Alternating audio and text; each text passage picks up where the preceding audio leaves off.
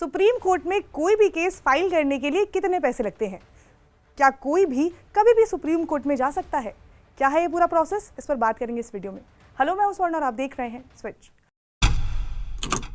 तो लोगों के मन में एक सवाल आता ये है कि क्या कोई भी सुप्रीम कोर्ट जा सकता है? इसका प्रोसेस क्या होता है? तो इसका जवाब है हाँ, कोई भी सुप्रीम कोर्ट में अप्रोच कर सकता है। लेकिन मान लीजिए कि आपका फ़ोन चोरी हो गया है और आप वो मामला लेकर सुप्रीम कोर्ट चले गए, तो ऐसे में सुप्रीम कोर्ट आपका जो पिटिशन है वो एक्सेप्ट ही नहीं करेगा, क्योंकि इसके लिए दूसरे कोर्ट बनाए गए हैं।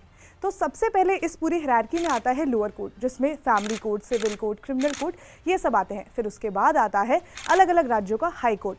और अगर उसके बाद भी लोग हाई कोर्ट के जजमेंट से भी खुश नहीं होते हैं तो फिर वो हाई कोर्ट के जजमेंट को सुप्रीम कोर्ट में जाकर उसको चैलेंज कर सकते हैं। तो ऐसे में सुप्रीम कोर्ट कोई भी जा सकता है, लेकिन इसका प्रोसीजर जो है वो इस तरह से है। सुप्रीम कोर्ट में यूजुअली डायरेक्टली नहीं जाते हैं, पहले लोअर कोर्ट, फिर हाई कोर्ट, फिर उसके बाद अगर कोई हाई कोर्ट के जजमेंट से खुश नहीं है तो उसे सुप्रीम कोर्ट में चैलेंज कर सकता है।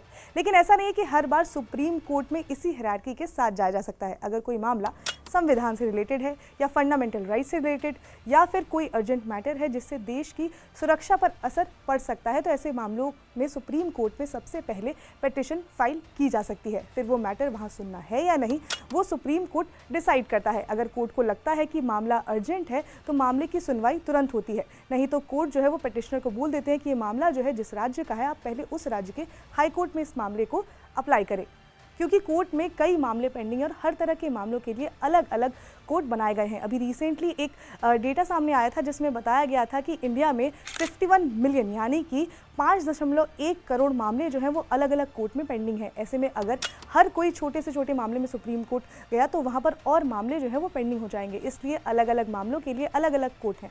संविधान के आर्टिकल 145 में कोर्ट से रिलेटेड रूल्स एंड रेगुलेशंस के बारे में भी बताया गया है। अब बात करते हैं कि सुप्रीम कोर्ट में कोई भी केस फाइल करने के लिए कितने पैसे लगते हैं। तो सुप्रीम कोर्ट में केस दायर करने के लिए ज़्यादा पैसे नहीं लगते हैं, लेकिन कॉन्स्टिट्यूशन का जो आर्टिकल 145 है जिसमें कोर्ट के नियम के बारे में बताया गया है, जो कोर्ट ने ही तय किया है, उसमें सुप्रीम कोर्ट ने कहा था कि इसके लिए एडवोकेट ऑन रिकॉर्ड होगा, जो क्लाइंट की तरफ से सुप्रीम कोर्ट में पिटिशन फाइल करेगा। कोई भी सुप्रीम कोर्ट में केस फाइल नहीं कर सकता है, इसके लिए AOR यानी कि एडवोकेट ऑन रिकॉर्ड होते हैं। इसका भी अलग अलग एग्जाम होता है और जो लॉयर इस एग्जाम को क्वालिफाई कर लेते हैं वही सर्वोच्च न्यायालय में पिटिशन फाइल कर सकते हैं। और ये उनके ऊपर होता है कि वो पिटिशन फाइल करने के लिए वो कितना चार्ज करते हैं। कोई AOR चार्ज नहीं करते हैं तो कोई AOR जो है वो अलग अलग चार्ज भी करते हैं। तो जब भी कोई सुप्रीम कोर्ट में अपना केस रजिस्टर करता है तो उसके लिए कोर्ट फीस जो होती है वो काफ़ी ज़्यादा कम होती है। किसी किसी मामले में तो ये 50 रुपये से लेकर 100 रुपये तक होती है। ये केस टू केस जो है वो डिफर करता है, लेकिन AOR